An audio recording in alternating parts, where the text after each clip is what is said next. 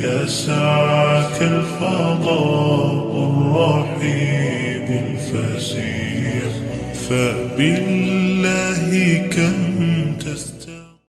السلام علیکم، میرا نام عبدالرحیم ہے۔ مختلف احادیث کی کتابوں سے مختلف ٹاپکس پہ ویڈیوز بنا رہا ہوں۔ تو امام ابو یعلا موصلی کی جو مجموعہ احادیث ان سے کچھ حدیثیں ہیں۔ اعوذ باللہ من الشیطان الرجیم، بسم اللہ الرحمن الرحیم۔ حدیث نمبر 3658۔ حضرت انس بن مالک رضی اللہ تعالیٰ عنہ فرماتے ہیں کہ حضور صلی اللہ علیہ وسلم نے فرمایا، عائشہ کی فضیلت تمام عورتوں پہ ایسی حاصل ہے جیسا کہ ثرید کو تمام کھانوں پر ہے۔ ایک اور حدیث ہے 3659۔ حضرت انس بن مالک رضی اللہ تعالیٰ عنہ فرماتے ہیں کہ حضور صلی اللہ علیہ وسلم نے فرمایا، عائشہ کی فضیلت تمام عورتوں پہ ایسے حاصل ہے جیسے کہ ثرید کو تمام کھانوں پر ہے۔ ایک اور حدیث ہے 3660۔ حضرت انس بن مالک رضی اللہ تعالیٰ عنہ فرماتے ہیں کہ حضور صلی اللہ علیہ وسلم نے فرمایا، عائشہ کی فضیلت تمام عورتوں پہ ایسے حاصل ہے جیسے کہ ثرید کو کھانوں پر ہے، تمام کھانوں پر ہے۔ ایک اور حدیث ہے 3661۔ حضرت انس بن مالک رضی اللہ تعالیٰ عنہ فرماتے ہیں کہ حضور صلی اللہ علیہ وسلم نے فرمایا، عائشہ کی فضیلت تمام عورتوں پہ ایسے حاصل ہے جیسا کہ ثرید کو تمام کھانوں پہ ہے۔ ایک اور حدیث ہے 3662۔ حضرت انس بن مالک رضی اللہ تعالیٰ عنہ فرماتے ہیں کہ حضور صلی اللہ علیہ وسلم ہمارے گھر داخل ہوئے، ہم نے آپ صلی اللہ علیہ وسلم کے لیے ایک برتن میں بکری کا دودھ نکالا، اس میں اپنے گھر کے کنویں کا پانی ملایا، حضور صلی اللہ علیہ وسلم نے نوش کیا۔ حضرت ابو بکر رضی اللہ تعالیٰ عنہ آپ کی بائیں جانب تھے اور ایک دیہاتی آپ کی دائیں جانب تھا۔ حضرت عمر رضی اللہ تعالیٰ عنہ ایک طرف تھے۔ حضرت عمر نے عرض کی، ابو بکر کو دیں، حضور صلی اللہ علیہ وسلم نے دیہاتی کو دیا۔ ایک اور حدیث ہے 3663۔ حضرت انس بن مالک رضی اللہ تعالیٰ عنہ فرماتے ہیں کہ حضور صلی اللہ علیہ وسلم حضرت بنت ملحان رضی اللہ تعالیٰ عنہ کے گھر میں ٹیک لگا کر بیٹھے ہوئے تھے۔ آپ صلی اللہ علیہ وسلم پہ نیند طاری ہو گئی، پھر اٹھے اس حالت میں کہ آپ صلی اللہ علیہ وسلم مسکرا رہے تھے۔ حضرت بنت ملحان رضی اللہ تعالیٰ نے عرض کی، یا رسول اللہ کیوں مسکرائے ہیں؟ آپ صلی اللہ علیہ وسلم نے فرمایا، میری امت سے کچھ لوگ ہوں گے، اس سمندر میں سوار ہو کے جہاد کریں گے، ان کی مثال ان بادشاہوں کی طرح ہوگی جو تختوں پہ بیٹھے ہوئے ہیں۔ حضرت بنت ملحان رضی اللہ تعالیٰ عنہ فرماتی ہیں کہ میں نے عرض کی، اللہ سے دعا کریں کہ مجھے ان میں شامل کرے۔ آپ صلی اللہ علیہ وسلم نے عرض کی، اے اللہ اس کو ان میں شامل کر دے۔ انہوں نے حضرت عبادہ بن سامت رضی اللہ تعالیٰ عنہ سے شادی کی۔ حضرت بنت ملحان رضی اللہ تعالیٰ عنہ اپنی بیٹی کرزہ کے ساتھ سوار ہوئیں سمندری سفر میں۔ جب واپس آئیں تو آپ رضی اللہ تعالیٰ عنہ سواری سے نیچے گریں اور فوت ہو گئیں، ان کو وہاں دفن کیا گیا۔ ایک اور حدیث ہے 3665۔ حضرت انس بن مالک رضی اللہ تعالیٰ عنہ فرماتے ہیں کہ حضور صلی اللہ علیہ وسلم حضرت بنت ملحان رضی اللہ تعالیٰ عنہ کے گھر میں ٹیک لگا کر بیٹھے ہوئے تھے۔ آپ صلی اللہ علیہ وسلم پہ نیند طاری ہو گئی، پھر اٹھے اس حال میں کہ آپ صلی اللہ علیہ وسلم مسکرا رہے تھے۔ حضرت بنت ملحان رضی اللہ تعالیٰ عنہ نے عرض کی، یا رسول اللہ صلی اللہ علیہ وسلم کیوں مسکرائے ہیں؟ آپ صلی اللہ علیہ وسلم نے فرمایا، میری امت میں سے کچھ لوگ ہوں گے، سمندر میں سوار ہو کے جہاد کریں گے، ان کی مثال ان بادشاہوں کی طرح ہوگی جو تختوں پہ بیٹھے ہوتے ہیں۔ حضرت بنت ملحان رضی اللہ تعالیٰ عنہ فرماتی ہیں کہ میں نے عرض کی، اللہ سے دعا کریں کہ مجھے ان میں شامل کرے۔ آپ صلی اللہ علیہ وسلم نے عرض کی، اللہ اس کو ان میں شامل کر دے۔ انہوں نے حضرت عبادہ بن سامت رضی اللہ تعالیٰ عنہ سے شادی کی۔ حضرت بنت ملحان رضی اللہ تعالیٰ عنہ اپنی بیٹی کرزہ کے ساتھ سوار ہوئیں سمندری سفر میں۔ جب واپس آئیں آپ رضی اللہ تعالیٰ عنہ سواری سے نیچے گریں اور فوت ہو گئیں، ان کو وہاں دفن کیا گیا۔ ایک اور حدیث ہے 3666۔ حضرت انس بن مالک رضی اللہ تعالیٰ عنہ مرفوعاً حدیث بیان کرتے ہیں کہ آپ نے فرمایا، بچہ بالغ ہونے سے پہلے جو نیکی کرتا ہے اس کا ثواب اس کے والدین کے لیے لکھا جاتا ہے، اور جب کوئی گناہ لکھتا ہے تو اسے نہیں لکھا جاتا ہے۔ جب بالغ ہو جاتا ہے تو اب اس کے متعلق قلم جاری ہو جاتا ہے۔ اس کی حفاظت کرنے کے لیے 2 فرشتے مقرر کیے جاتے ہیں۔ جب 40 سال کی عمر کو پہنچتا ہے حالت اسلام میں تو اللہ عز و جل اس کو 3 آفات سے امن میں رکھتا ہے: جنون، جزام، برز۔ جب 50 کا ہوتا ہے تو اللہ اس کے حساب میں کمی کرتا ہے۔ جب 60 کا ہوتا ہے تو اللہ اس کو اپنی جانب سے رزق دیتا ہے جو اسے پسند کرتا ہے۔ جب 70 سال کا ہوتا ہے تو آسمان والے بھی اس سے محبت کرتے ہیں۔ جب 80 سال کا ہوتا ہے تو اللہ عز و جل اس کی نیکیاں لکھتا ہے اور گناہوں سے درگزر کرتا ہے۔ جب 90 سال کی عمر کا ہوتا ہے تو اللہ عز و جل اس کے پچھلے اور اگلے گناہ معاف کرتا ہے۔ اس کی شفاعت اپنے گھر والوں کے حق میں قبول کرتا ہے۔ وہ زمین میں اللہ کا قیدی ہوتا ہے۔ جب انتہائی عزل عمر کو پہنچتا ہے تو وہ کسی شے کو نہیں جانتا۔ اللہ عز و جل اس کے لیے وہی نیکیاں لکھتا ہے جو وہ حالت صحت میں کرتا تھا۔ جب کوئی گناہ کرتا ہے تو اسے نہیں لکھتا ہے۔ ایک اور حدیث ہے 3667، حضرت انس بن مالک رضی اللہ تعالیٰ عنہ فرماتے ہیں کہ حضور صلی اللہ علیہ وسلم نے فرمایا، دعا اذان اور اقامت کے درمیان رد نہیں ہوتی، تم دعا کیا کرو۔ ایک اور حدیث ہے 3658، حضرت انس بن مالک رضی اللہ تعالیٰ عنہ فرماتے ہیں کہ حضور صلی اللہ علیہ وسلم نے فرمایا، دعا اذان اور اقامت کے درمیان رد نہیں ہوتی، تم دعا کیا کرو۔ ایک اور حدیث ہے 3669، حضرت انس بن مالک رضی اللہ تعالیٰ عنہ سے روایت ہے، حضور صلی اللہ علیہ وسلم نے فرمایا، جو میرا نام لے وہ مجھ پہ درود پڑھے، جس نے مجھ پہ ایک درود پڑھا تو اللہ عز و جل اس پہ 10 رحمتیں بھیجے گا۔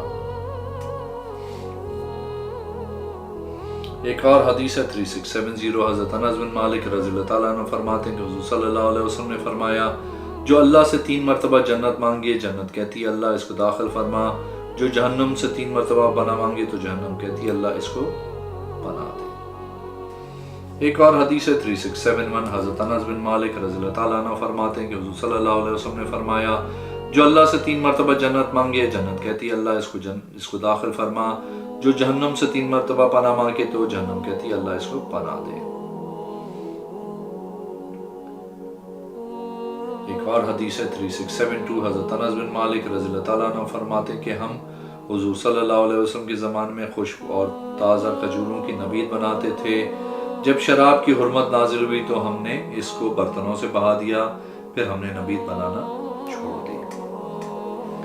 ایک اور حدیث ہے، حدیث نمبر 3673، حضرت انس بن مالک رضی اللہ تعالیٰ عنہ فرماتے ہیں کہ حضرت جبرائیل علیہ السلام حضور صلی اللہ علیہ وسلم کی بارگاہ میں آئے اس حالت میں کہ آپ صلی اللہ علیہ وسلم غمزدہ تھے۔ اس وقت بعض اہل مکہ نے آپ صلی اللہ علیہ وسلم کو تکلیفیں دی تھیں۔ جبرائیل علیہ السلام نے عرض کی، آپ صلی اللہ علیہ وسلم کو کیا ہوا ہے؟ آپ صلی اللہ علیہ وسلم نے فرمایا، انہوں نے میرے ساتھ یہ کیا ہے۔ جبرائیل علیہ السلام نے عرض کی، آپ صلی اللہ علیہ وسلم پسند کرتے ہیں کہ ان کو کوئی نشانی دکھائیں؟ آپ صلی اللہ علیہ وسلم نے فرمایا، جی ہاں۔ عرض کی، اس درخت کی طرف دیکھیں جو اس وادی کے پیچھے ہے، درخت کو اپنی طرف بلائیں۔ آپ صلی اللہ علیہ وسلم نے اس درخت کو بلایا، وہ درخت چل کے آپ صلی اللہ علیہ وسلم کے پاس آئے، یہاں تک کہ آپ صلی اللہ علیہ وسلم کے سامنے کھڑا ہو گیا۔ آپ صلی اللہ علیہ وسلم نے فرمایا، واپس چلا جا۔ وہ دوبارہ واپس اپنی جگہ چلا گیا۔ ایک اور حدیث 3674، حضرت انس بن مالک رضی اللہ تعالیٰ عنہ فرماتے ہیں کہ حضرت جبرائیل علیہ السلام حضور صلی اللہ علیہ وسلم کی بارگاہ میں آئے اس حالت میں کہ آپ صلی اللہ علیہ وسلم غمزدہ تھے۔ اس وقت بعض اہل مکہ نے آپ صلی اللہ علیہ وسلم کو تکلیفیں پہنچائی تھیں۔ جبرائیل علیہ السلام نے عرض کی، آپ صلی اللہ علیہ وسلم کو کیا ہوا ہے؟ آپ صلی اللہ علیہ وسلم نے فرمایا، انہوں نے میرے ساتھ یہ کیا ہے۔ جبرائیل علیہ السلام نے عرض کی، آپ صلی اللہ علیہ وسلم پسند کرتے ہیں ان کو کوئی نشانی دکھائیں؟ آپ صلی اللہ علیہ وسلم نے فرمایا، جی ہاں۔ عرض کی، اس درخت کی طرف دیکھیں جو اس وادی کے پیچھے ہے، اس درخت کو اپنی طرف بلائیں۔ آپ صلی اللہ علیہ وسلم نے اس درخت کو بلایا، وہ درخت چل کے آپ صلی اللہ علیہ وسلم کے پاس آیا، یہاں تک کہ آپ صلی اللہ علیہ وسلم کے سامنے کھڑا ہو گیا۔ آپ صلی اللہ علیہ وسلم نے فرمایا، واپس چلا جا۔ وہ دوبارہ اپنی جگہ پر چلا گیا۔ حضرت انس بن مالک رضی اللہ تعالیٰ عنہ فرماتے ہیں کہ حضور صلی اللہ علیہ وسلم کثرت سے یہ دعا کرتے، اے دلوں کے پلٹنے والے، میرے دل کو اپنے دین پہ ثابت رکھ۔ صحابہ کرام نے عرض کی، یا رسول اللہ صلی اللہ علیہ وسلم، ہم آپ پر ایمان لائے ہیں اور اس پر بھی جو آپ لے کر آئے ہیں، کیا آپ ہم پر خوف کرتے ہیں؟ آپ نے فرمایا، جی ہاں۔ فرمایا، بے شک اللہ عز و جل کی انگلیاں جیسے اس کی شان کے متعلق ہیں، میں سے 2 انگلیوں کے درمیان ہے، جس طرف چاہے پلٹے۔ ایک اور حدیث ہے 3676، حضرت انس بن مالک رضی اللہ تعالیٰ عنہ فرماتے ہیں کہ حضور صلی اللہ علیہ وسلم کثرت سے دعا کرتے تھے، اے دلوں کے پلٹنے والے، میرے دل کو اپنے دین پہ ثابت قدم رکھنا۔ عرض کی یا رسول اللہ صلی اللہ علیہ وسلم ہم آپ صلی اللہ علیہ وسلم پہ ایمان لائے جو آپ صلی اللہ علیہ وسلم لے کر آئے ہیں، کیا ہم پر آپ صلی اللہ علیہ وسلم کو خوف ہے؟ آپ صلی اللہ علیہ وسلم نے فرمایا جی ہاں۔ فرمایا دل اللہ عز و جل کی 2 انگلیوں جیسے اس کی شان کے لائق ہیں کہ درمیان ہے، وہ کسی وقت بھی پلٹ سکتا ہے۔ ایک اور حدیث ہے 3679، حضرت انس بن مالک رضی اللہ تعالیٰ عنہ فرماتے ہیں حضور صلی اللہ علیہ وسلم کو ایک مرتبہ تکلیف دی گئی، یہاں تک کہ آپ صلی اللہ علیہ وسلم پہ بے ہوشی طاری ہوگی۔ حضرت ابو بکر صدیق رضی اللہ تعالیٰ عنہ کھڑے ہوئے روازے دینے لگے تمہارے لیے ہلاکت، کیا تم ایسے آدمی کو قتل کرتے ہو جو کہتا ہے کہ اللہ میرا رب ہے؟ سورہ غافر نمبر 28۔ انہوں نے کہا یہ کون ہے؟ یہ ابن ابی قحافہ کا بیٹا ہے جو مجنون ہو گیا ہے۔ ایک اور حدیث ہے 3680، حضرت انس بن مالک رضی اللہ تعالیٰ عنہ فرماتے ہیں کہ حضور صلی اللہ علیہ وسلم ہر نماز کے لیے وضو کرتے تھے اور فرماتے ہمارے لیے ایک ہی وضو کافی ہے جب تک ہم بے وضو نہ ہوں۔ ایک اور حدیث ہے 3681، حضرت انس بن مالک رضی اللہ تعالیٰ عنہ فرماتے ہیں حضور صلی اللہ علیہ وسلم بنی نجار کی ویران جگہ گئے، آپ نے اپنی قضاء حاجت فرمائی، آپ ہمارے پاس پریشانی کی حالت میں آئے، آپ نے فرمایا اگر یہ خوف نہ ہوتا تو تم دفن نہ کرتے، تو میں اللہ سے سوال کرتا کہ تم کو عذاب سنائے اور تم سنتے۔ ایک اور حدیث ہے 3682، حضرت سہل بن ابی امامہ بیان کرتے ہیں کہ وہ اور ان کے باپ حضرت انس بن مالک رضی اللہ تعالیٰ عنہ کے پاس آئے۔ مدینہ شریف میں حضرت عمر بن عبدالعزیز کے زمانے میں حضرت عمر بن عبدالعزیز اس وقت حکمران تھے، انہوں نے مختصر نماز پڑھائی، گویا مسافر کی نماز ہے، یہ اس کے قریب تھی۔ جب حضرت عمر نے سلام پھیرا، عرض کی آپ پہ اللہ رحم کرے، آپ کا کیا خیال ہے؟ یہ فرض نماز ہے یہ نفلی نماز؟ فرمایا فرض نماز ہے، یہ رسول کریم صلی اللہ علیہ وسلم کی نماز ہے، میں نے اس میں غلطی بھی نہیں کی نہ اس میں سے بھولا ہوں۔ بے شک رسول اللہ صلی اللہ علیہ وسلم نے فرمایا سختی نہ کرو، تم پہ سختی کی جائے گی، بے شک ایک قوم نے سختی کی، ان پہ سختی کی گئی، ان کے گرجے اور دیر باقی ہیں، انہوں نے رہبانیت خور گھڑی، ہم نے ان پہ فرض نہیں کی تھی۔ پھر صبح ہوئی، انہوں نے کہا ہم سوار ہوتے ہیں اور ہم دیکھتے ہیں اور ہم اعتبار کرتے ہیں۔ فرمایا جی ہاں، تمام سوار ہوئے۔ جب وہ چٹیل میدانوں والے گھر میں تھے، وہاں بستیوں کے پاس پہنچے تو وہ بستیاں اپنی چھتوں کے بل گری ہوئی تھی۔ انہوں نے کہا تو کیا تم جانتے ہو کہ بستیوں والے کون تھے؟ انہوں نے کہا نہیں، میں نہ بستی والوں کو اور نہ ان کے رہنے والوں کو جانتا ہوں، ان کو ہلاک کیا گیا تھا بغاوت اور حسد کی وجہ سے۔ بے شک حسد نیکیوں کے نور کو مٹا دیتا ہے، بغاوت اس کی تصدیق کرتی ہے یا اس کو جھٹلاتی ہے، آنکھ زنا کرتی ہے، ہاتھ اور پاؤں ہتھیلیوں زبان بھی اور شرمگاہ اس کی تصدیق کرتی ہے یا جھٹلاتی ہے۔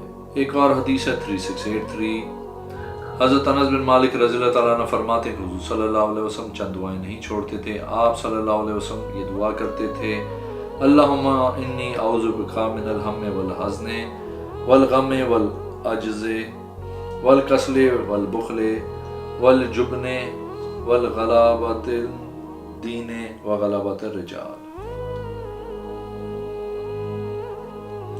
ایک اور حدیث ہے 3684، حضرت اللہ بن عبد الرحمن رحمۃ اللہ علیہ فرماتے ہیں کہ میں حضرت انس بن مالک رضی اللہ تعالیٰ عنہ کے پاس آیا جس وقت ہم نے ظہر کی نماز پڑھی۔